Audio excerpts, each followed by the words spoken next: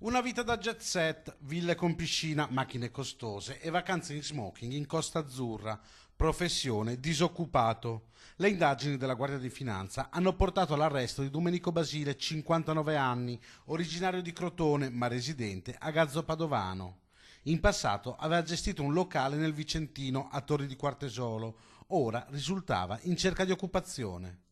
L'inchiesta, condotta dalla Guardia di Finanza e coordinata dal procuratore della Repubblica di Catanzaro, Nicola Grattieri, ha però svelato una realtà diversa.